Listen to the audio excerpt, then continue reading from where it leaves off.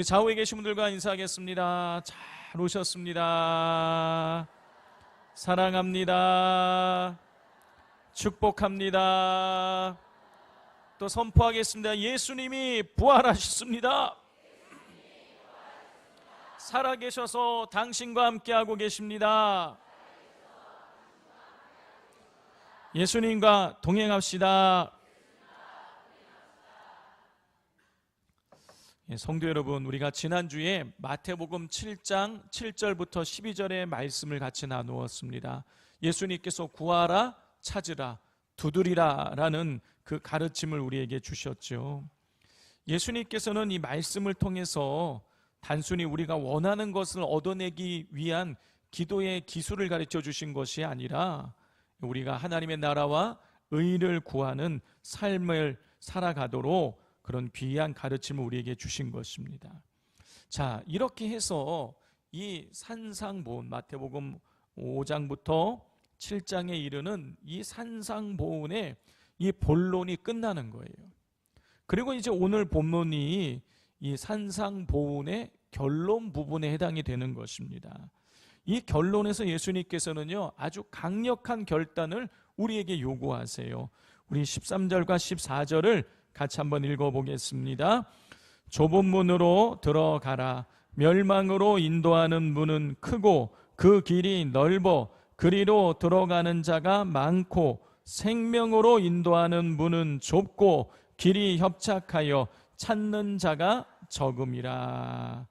예수님께서는요, 멸망으로 인도하는 넓은 문과 생명으로 인도하는 좁은 문 두 가지를 말씀을 하시면서 우리에게 그 둘 중에 좁은 문으로 들어가라고 그렇게 명령을 하셨어요. 자, 그렇다면 예수님께서 그렇게 들어가라고 말씀하신 그 좁은 문은 어떤 문인 것일까요? 우리가 어떻게 해야 이 좁은 문을 들어갈 수 있는 것일까요? 자, 이것을 우리에게 잘 설명해 주는 책이 한 권이 있습니다. 바로 존 버년의 철로역정이에요. 철로역정이란 천국 가는 그 과정을 의미하는 것이죠. 자, 이 철로역정, 이 소설의 주인공의 이름은 크리스천이에요. 자, 어느 날 이 크리스천이 한 권의 책을 읽고 있었습니다. 그 한 권의 책이라고 나오지만 우리는 이 책이 어떤 책인지 아는 것이죠. 성경책인 것이죠. 이 크리스천이 이 성경책을 읽다가 자기가 살고 있는 이 도시가 불의 심판을 당해서 멸망을 당할 수밖에 없는 도시라는 것을 깨닫게 되었어요. 자, 그때부터 희한한 일이 하나 벌어지게 되는데 이 크리스천 등 뒤에 이상하게 엄청나고 크고 무거운 보따리가 생겨나기 시작한 거예요. 바로 죄의 짐 보따리였습니다. 그 죄의 짐은요, 아무리 벗으려고 해도 벗을 수가 없었고요, 얼마나 무거웠던지 밤에 잠을 잘 수도 없는 상태가 되었어요. 크리스천은요, 이 심판이 얼마 남지 않았다는 사실을 깨닫고 가족들과 이웃들에게 이 불의 심판이 임할 이 도시를 떠나야 된다라고 계속 외쳤지만 사람들은 그를 비웃을 뿐이었습니다. 가족조차도 그를 이상한 사람 취급했어요. 크리스천은 절망에 빠져서 허우적거릴 수밖에 없었는데 그때 전도자라는 이름을 가진 사람이 나타나서 이 멸망의 도시를 떠나서 어서 저 좁은 문을 향해 가라는 그런 말을 해 주었습니다. 이 전도자의 말을 듣고 크리스천은 이제 그 좁은 문을 향해서 나가기 시작한 것이죠. 그런데 이 좁은 문까지 가는 길은 결코 쉽지 않았습니다. 수많은 미혹이 있었어요. 가장 먼저는요, 절망의 수렁에 빠져서 그가 죽을 뻔했습니다. 그리고 그 이후에는요, 세속 현자, 풀이하자면 세상의 지혜자라는 사람이 나타나가지고 이 크리스천을 미혹을 했어요. 여보시게 왜 그렇게 미련하고 무거운 짐을 지고 험한 길을 가려 하오? 저기 도덕마을에 가면 합법과 예의라는 훌륭한 신사가 사는데 그 마을에 가서 적당히 착하게 살면 좁은 문까지 안 가도 죄의 짐을 아주 쉽게 편하게 벗을 것이요. 이렇게 미혹을 한 거예요. 그래서 좁은 문으로 가던 그 길에서 벗어나서 이제 그 도덕 마을을 향해서 넓고 편한 길을 그가 가기 시작했습니다. 자, 그런데 그 넓고 편한 길 그 끄트머리에는요, 무서운 불과 천둥 번개가 치는 율법의 산이 있었어요. 근데 그 율법의 산에 도달하게 되자 크리스천의 죄의 짐은 더욱더 무거워져서 한 발자국도 움직일 수 없게 되었습니다. 그 죄짐에 짓눌려서 거의 죽을 뻔하게 되는 상황이 발생하게 되었어요. 그때 전도자가 나타나서 크리스천을 다시 건져주게 되었고, 그리고 이제 그 이후에 크리스천은 어떤 유혹이 와도 미혹이 와도 흔들리지 않고 이 좁은 문을 향해서 계속 그 좁은 길을 걸어 나가기 시작했고, 드디어 그 좁은 문 앞에 다다르게 되었습니다. 자, 좁은 문 앞에 다다랐을 때에 그 좁은 문에는요, 우리가 지난주에 나누었던 말씀이 기록되어 있어요. 두드리라, 그러면 열릴 것이요. 크리스천은요, 그 성경의 구절을 보고 좁은 문을 설레는 마음으로 조심스럽게 두드렸습니다. 그러자 선의라는 그 이름을 가진 이 사람이 나타나서, 문지기가 나타나서 그 기쁨으로 좁은 문을 열어주었어요. 크리스찬도 너무 기쁜 나머지 그 좁은 문으로 들어가려고 했지만 들어가지지가 않았습니다. 왜냐하면 죄의 짐보따리가 너무 컸기 때문이에요. 그 짐을 가지고서는 도저히 그 좁은 문을 통과해 낼 수가 없었습니다. 성도 여러분, 오늘 이 본문에서 주님께서 말씀하시는 이 좁은 문은요, 우리가 등에 지고 있는 세상의 짐을 벗어야지만 들어갈 수가 있는 것입니다. 세속적인 가치관과 세상에 대한 욕심과 욕망, 그릇된 기준, 하나님 말씀에서 벗어난 우리의 행위들을 벗어버려야지만 여러분 좁은 문으로 들어갈 수가 있는 것이에요. 왜 그런 것입니까? 오늘 이 말씀에 기록되어 있는 것처럼, 14절에 기록되어 있는 것처럼 그 생명으로 인도하는 그 좁은 문은 길이 작고 협착하기 때문인 것이에요. 자, 그렇다면 구체적으로 우리는 무엇을 버리고 또 무엇을 새롭게 붙잡아야 좁은 문으로 들어갈 수 있는 것일까요? 도대체 좁은 문은 어떤 문인 것일까요?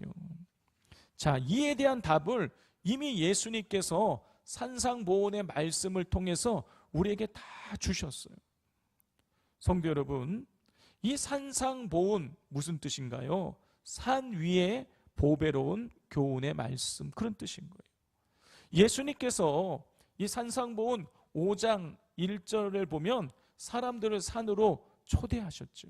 그리고 그때부터 우리가 지금까지 나누었던 말씀을 쭉 전하신 거예요. 그것이 마태복음 5장부터 7장까지 기록되어 있는데 예수님께서 산 위에서 하신 보배로운 말씀이다. 그래서 그걸 산상보훈이다, 그렇게 이름을 붙이는 것이죠. 자, 예수님은요, 이 산으로 사람들을 초대하시고 난 다음에 가장 먼저 하신 말씀이 우리에게 잘 알려져 있는 팔복의 말씀이었어요. 예수님께서는요, 심령이 가난한 자가 복이 있다라고 말씀하시면서 교만과 자기 의를 버리라고 말씀하셨어요. 애통하는 자가 복이 있다고 말씀하시면서 죄를 가볍게 여기는 마음을 버리라고 하셨습니다. 온유한 자가 복이 있다고 말씀하시면서 분노와 자기 주장으로 가득 찬 마음을 내려놓으라고 말씀하셨어요. 예수님께서는요, 팔복의 말씀을 통해서 우리가 가지고 있는 것들을 버리고 내려놓으라고 그렇게 가르치셨습니다. 그런데 어떻습니까? 여러분, 이 세상은요, 더 많이 가지라고, 더 많은 것으로 자기 자신을 채우라고 우리에게 그렇게 가르쳐요. 돈을 채우고 성공을 채우고 명예를 채우고 너의 욕심을 채우라고 세상은 그렇게 우리를 미혹합니다. 하지만 예수님께서는요, 우리 안에 채워진 것들을 비워야 된다고 가르치고 계시는 거예요. 욕심을 비우고 교만을 비우고 자기 의를 비우고 고집을 비우라고 말씀하세요. 그런데 어떻습니까? 이런 것들을 우리가 비우기가 쉽습니까? 쉽지 않아요. 남들이 채우고 가지고 싶어하는 것들을 내가 내려놓고 비운다는 것은요, 여러분 결코 쉬운 일이 아닙니다. 자, 이렇게 봤을 때 여러분 좁은 문은요, 비움인 것입니다. 비울 때에만이 그 좁은 문을 통과할 수 있는 거예요. 두 번째, 좁은 문은 순종인 것입니다. 예수님께서는요, 팔복에 이어서 너희는 세상의 소금이다, 너희는 세상의 빛이다 라고 말씀하셨어요. 우리에게 소금과 빛의 사명을 부여하신 것이죠.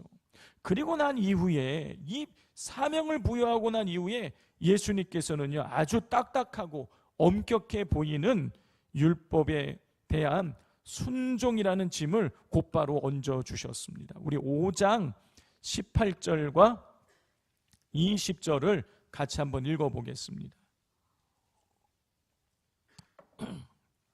18절입니다. 시작.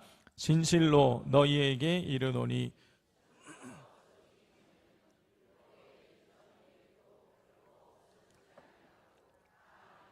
우리 20절입니다. 내가 너희에게 이르노니 너희 의의가 서기관과 바리새인보다 더 낫지 못하면 결코 천국에 들어가지 못하리라. 예수님께서는요, 빛과 소금의 사명을 주시고 난 이후에 1.1획도 타협함이 없이 율법을 완전하게 지키고, 그리고 바리새인보다 더 나은 의의를 행하라고 말씀하셨습니다. 율법을 지키라, 순종하라는 짐을 주신 거예요. 그리고 난 이후에 이런 말씀도 주셨어요. 형제에게 노하지 말아라. 마음으로도 여자를 음욕하여, 음욕 여자를 보고 음욕을 품는 간음을 하지 말아라. 악한 자를 대적하지 말아라. 원수를 미워하지 말고 원수를 사랑해라. 이런 명령을 또 이어서 주셨어요. 왜 소금과 빛의 사명을 주시자마자 이렇게 무겁고 까다로운 순종을 요구하시는 것일까요? 성도 여러분, 우리가 몇 주 전에 나누었던 미국 애리조나 사막에서 시행되었던 바이오스피어 2 실험을 기억하실 것입니다. 여러분, 거대한 유리돔 안에서 자라는 나무들은요, 어땠습니까? 성장 속도가 매우 빨랐어요. 쑥쑥 자라났습니다. 그런데 어떻게 됩니까? 어느 정도 자라다가 그 잎의 무게, 열매를 이기지 못하고 아무런 충격이 없는데 혼자서 툭 하고 나무가 꺾여 버렸습니다. 그런데 그 이유가 무엇 때문이었어요?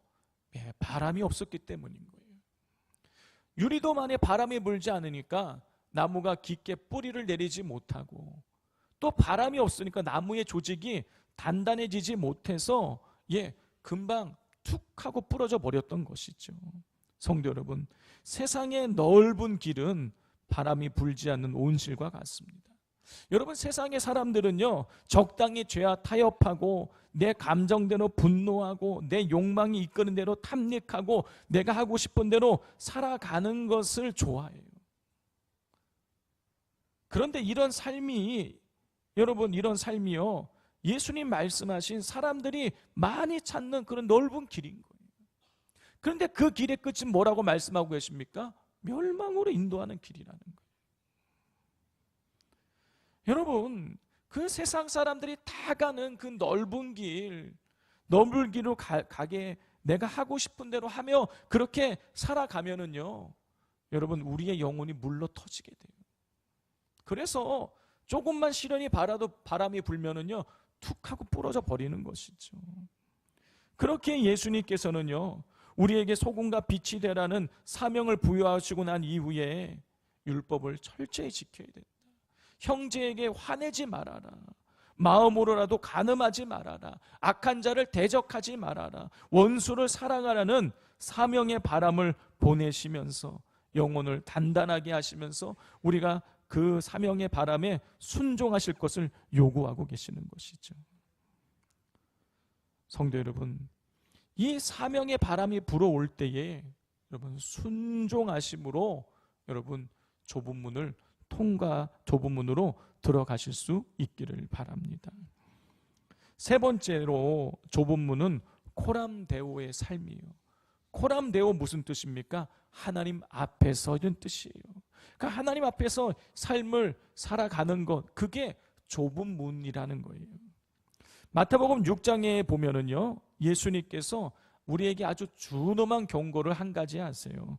우리 6장 1절을 다 같이 한번 읽어보겠습니다. 사람에게 보이려고 그들 앞에서 너희 의를 행하지 않도록 주의하라. 그리하지 아니하면 예수님께서요, 사람에게 보이려고 의를 행하지 말라라고 말씀하셨어요. 그리고 나서 뭘 말씀하셨습니까? 사람에게 보이려고 구제하지 말아라. 사람에게 보이려고 기도하지 말아라. 사람에게 보이려고 금식하지 말라고 말씀하셨어요. 자, 그리고 은밀한 중에 보시는 하나님 앞에서 기도하고 구제하고 금식하라는 말씀으로 결론을 맺으셨어요. 그런데 요즘 사람들은 어떻습니까? 여러분, 요즘 사람들은요, 은밀하게 살아가지 못해요. 사람들에게 보여주기 위한 삶을 살아갑니다. 인스타그램이나 유튜브에 자신의 멋진 모습을 보여주면서 사람들에게 칭찬받기를 원해요. 문제는 이렇게 남들에게 보여주면서 칭찬을 받고자 하는 이런 문화가 우리의 신앙생활 안에도 교묘하게 스며들어왔다라는 것입니다.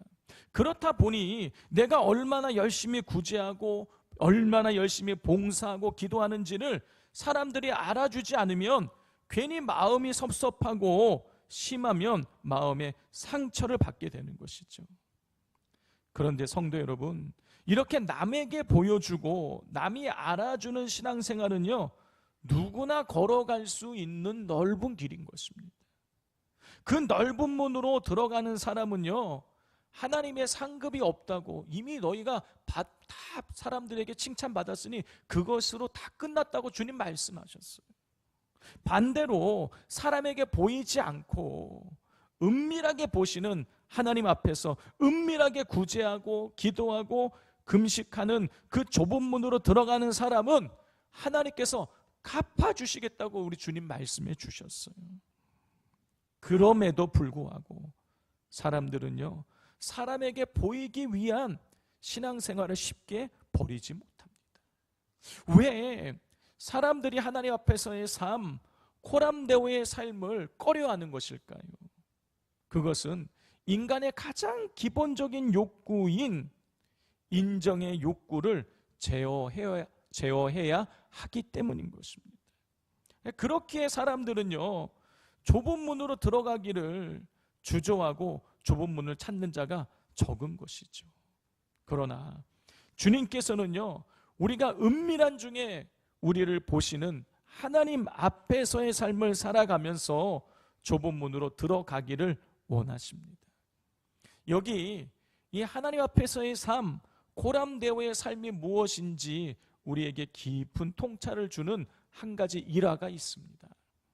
자, 우리 20세기 초반에 세계적으로 사람들에게 인정을 받았던 프리츠 클라이슬러라는 바이올리니스트가 있습니다. 잘생기셨죠. 코스염도 나시고. 저는 저거 보니까 부럽더라고요. 머리숱이 참 많구나. 부럽더라고요. 자, 이 어느 날 이 클라이슬러가 영국의 대형 몇천 명이 수용할 수 있는 그 대형 공연장에서 관객이 가득한 상태에서 아름다운 연주를 했습니다. 사람들은 숨죽여가면서 그 연주를 들었고, 연주가 모두 마쳤을 때에 한 명도 제외하지 않고 모두 일어나서 기립박수를 하면서 이 프리츠에게, 클라이슬러에게 찬사를 보냈어요. 환호성을 막 보내줬습니다. 그런데 그렇게 사람들의 환호성과 찬사가 들려오는 그때에 이 프리츠의 얼굴이 어두운 거예요.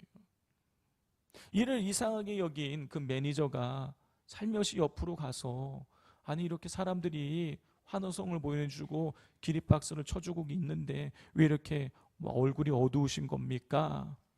그러자 이 클라이슬러가 저 멀리 객석 구석에 앉아있는 한 노인을 가리키면서 나지막하게 이렇게 말했습니다. 저에게는 수천 명의 박수 소리가 들리지 않습니다. 제 눈에는 오직 저기 앉아 계신 저의 스승이 한 분만 보입니다. 저 수천 명이 기립박수를 쳐도 나를 가르치신 스승님이 고개를 가로저으면 저는 실패한 것입니다. 그러나 저 수천 명이 나에게 야유를 보낼지라도 내 음악의 모든 것을 아시는 스승님이 나를 보고 미소를 지어주신다면 저는 그것으로 충분합니다. 그런데 오늘 스승님의 얼굴이 어둡습니다. 성도 여러분, 바로 이것입니다. 바로 이게 코람데오의 삶을 우리에게 보여주고 있는 거예요. 코람데오의 삶은 세상의 박수 소리에 귀를 막고 오직 하나님 한 분만을 내 영혼의 유일한 스승이자 관객으로 모시면서 하나님 앞에서의 삶을 살아가는 것입니다. 그리고 그 코람데오의 삶을 우리가 살아갈 때 우리는 그 좁은 문으로 들어갈 수가 있게 되는 것이에요. 네 번째로 좁은 문은 신뢰입니다. 성도 여러분, 우리가 이렇게 주일날 하나님을 찬양하고 말씀을 듣고 기도를 드리고 나면은요, 우리가 다 좁은 문으로 걸어갈 수 있을 것 같은 마음이 듭니다. 그런데 월요일이 돼서 직장을 출근하고 사업장에 나가면 우리의 신앙은요, 현실의 벽 앞에 무너져 내리게 되는 것이죠. 왜 그런 것입니까? 우리가 그 길이 넓어서 찾는 사람들이 많은 넓은 문을 이 마음속으로 여전히 선호하기 때문인 것이에요. 보다 구체적으로 말하면 우리의 가치관과 우리의 물질관이 하나님이 아니라 세상을 따라가기 때문인 것입니다. 자, 그렇기에 예수님께서 이런 말씀을 우리에게 주신 거예요. 자, 마태복음 6장 24절을 같이 한번 읽어보겠습니다. 한 사람이 두 주인을 섬기지 못할 것이니 혹 이를 미워하고 저를 사랑하거나 혹 이를 중히 여기고 저를 경히 여김이라. 너희가 하나님과 재물을 겸하여 섬기지 못하느니라. 예수님께서는요, 하나님과 재물, 다시 말해서 하나님과 돈을 동시에 섬길 수 없다고 말씀하셨어요. 성도 여러분, 하나님 살아계신 분이시죠. 그런데요, 여러분, 돈도 살아있습니다. 여러분, 돈은요, 우리에게 끊임없이 말을 거는 거예요. 내가 하나님보다 더 힘이 세다. 내가 있어야 너의 미래가 보장된다. 내가 있어야 너의 노후가 안정된다. 내가 있어야 네가 사람들에게 대접받는다. 끊임없이 돈은 살아서 우리에게 속삭입니다. 그래서 사람들은요, 돈을 절대시하고 한 푼이라도 더 벌기 위해서 수단과 방법을 가리지 않는 것이죠. 한마디로 말해서 사람들은요, 돈을 인생의 주인 삼고 살아가는 것입니다. 그런데 예수님께서는 말씀하시는 거예요. 하나님과 재물, 하나님과 돈을 동시에 섬길 수 없다라고 말입니다. 성도 여러분, 우리가 아무리 돈을, 이 보물을 여러분 이 땅에 아무리 많이 쌓아둔다고 해도 여러분 한 푼도 가지고 갈 수 없어요. 그리고 우리가 아무리 많은 돈을 가지고 있어도요, 여러분 그 돈을 우리가 다 누리지도 못합니다. 여러분, 만약에 우리에게 10억이 있다, 여러분 그 10억을 우리가 다 누리며 살아갑니까? 10분의 1도 누리지 못하고 살아가는 것입니다. 그러나 여러분, 우리의 보물을 땅이 아니라 하늘에 쌓게 되면, 하늘에 쌓는 보물을 우리가 갈망하게 되면은요, 모든 게 달라지는 거예요. 디모데전서 6장 17절입니다. 내가 이 세대에서 부한 자들을 명하여 마음을 높이지 말고 정함이 없는 재물에 소망을 두지 말고 오직 우리에게 모든 것을 후히 주사 누리게 하시는 하나님께 두며 그랬어요. 사도 바울이 디모데에게 명령을 내리고 있는 것입니다. 어떤 명령? 부한 자들, 이 세대의 부한 자들, 이 세대의 부한 자들에게 너가 명령을 내려라. 어떤 명령? 정함이 없는 재물에 소망을 두지 말라. 여러분, 정함이 없다 무슨 뜻인지 아십니까? 확실하지 않다, 그런 뜻입니다. 확실하지 않은 재물, 돈에 소망을 두지 말라고 부한 자들에게 명령하라는 거예요. 여러분, 그런데 어때요? 우리가 생각할 때는요, 돈만큼 확실한 게 없습니다. 여러분, 돈 10,000원 있으면 10,000원어치 가서 반드시 사서 먹을 수 있어요. 내가 원하는 거 10,000원어치 살 수 있어요. 여러분, 이 세상에 돈만큼 확실한 게 없어 보인단 말이에요. 근데 사도 바울이 말하는 것입니다. 돈이 정함이 없다.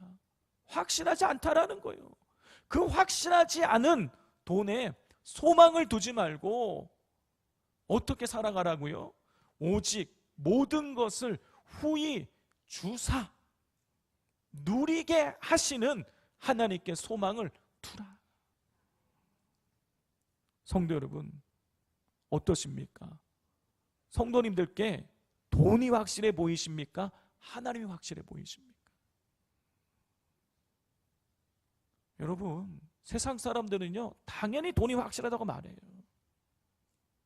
하나님처럼 불확실한 게 없는 거예요. 눈에 보이지도 않고 잡히지도 않고. 근데 사도 바울은 분명히 말하고 있습니다. 정함이 없는 재물에 소망을 두지 말고 오직 모든 것을 후히 주사 누리게 하시는 확실하신 하나님께 소망을 두라. 성도 여러분, 돈은 불확실합니다. 하나님이 하고 풀면 그 많던 돈 한순간에도 날아갈 수 있는 거예요. 그러므로 돈이 아니라 하나님을 신뢰하면서 하늘의 보물을 쌓는 좁은 문으로 들어가실 수 있기를 바랍니다. 마지막 5번째로 좁은 문은 자기 성찰입니다. 성도 여러분, 마태복음 7장에 들어서면 예수님께서 우리의 시선을 하나님에게서 나와 이웃과의 관계로 돌리세요. 그러시면서 첫 번째 주신 명령이 있습니다. 우리 7장 1절을 같이 한번 읽어보겠습니다. 시작. 예수님께서는요, 비판하지 말라고 말씀하셨어요. 그런데 어떻습니까? 지지난주에 말씀드린 것처럼 세상에 비판처럼 쉬운 일이 없어요. 비판은요, 우리가 남을 비판하는 법을 부모님을 통해서 배운 적도 없고 학교에서도요, 선생님이 가르쳐 준 적도 없어요. 또 우리가 비판하기 위해서 금식하고 기도로 준비하지도 않아도 됩니다. 배우지 않아도, 기도하지 않아도 누구나 할 수 있는 일이 여러분 비판이에요. 여러분, 왜 어떻게 사람들은 배우지도 않았는데, 기도로 준비하지도 않았는데 그렇게 비판을 잘할 수 있는 것입니까? 여러분, 그 이유는 인간의 본성이 죄에 물들어 있기 때문인 것이에요. 여러분, 아담과 하와가 인류 최초의 죄를 짓지 않습니까? 선악을 알게 하는 나무에 따먹었어요. 그게 따먹고 나서 왜 그걸 따먹었냐고 하나님 물으시니까 아담이 뭐라 그럽니까? 하나님이 내게 줘서 나와 함께 있게 한 그 여자가 내게 줘서 내가 먹었다면서 하와 탓을 해요. 하와에게 물었더니 뭐라고 합니까? 뱀이 날 미혹해서 먹었다고 뱀 탓을 하는 것입니다. 자기 자신의 허물은 들여다보지 못하고 남의 허물만 지금 들추어내고 있는 거예요. 여러분, 이게 죄에 물든 인간에게 나타나는 현상인 거예요. 여러분, 죄에 물든 인간은요, 자기 눈에 있는 들보는 보지 못하고요, 남의 눈에 있는 티를 뽑아내려고 하는 것입니다. 그런데 우리가 어때요? 우리가 죄인인 거예요. 그러니 여러분, 남을 비판하고 남의 허물을 찾아내는 일을 누구나 할 수 있는 거예요. 비판은요, 넓은 길인 것입니다. 그러나 주님께서 우리가 남을 비판하는 넓은 길이 아니라 남의 허물을 찾기 전에 먼저 자기 자신을 살피는 좁은 문으로 들어가기를 원하고 계세요. 주님 말씀하십니다. 남의 눈에 있는 들보를 끄집어내기 전에, 티를 끄집어내기 전에 먼저 내 눈에 들보를 끄집어내라. 성도 여러분, 내 자신의 허물을 들여다보는 거, 그거 정말로 어려운 일이에요. 마음 아픈 일입니다. 용기 없으면 할 수 없어요. 그렇게 사람들은요, 자기 성찰을 잘 하지 않습니다.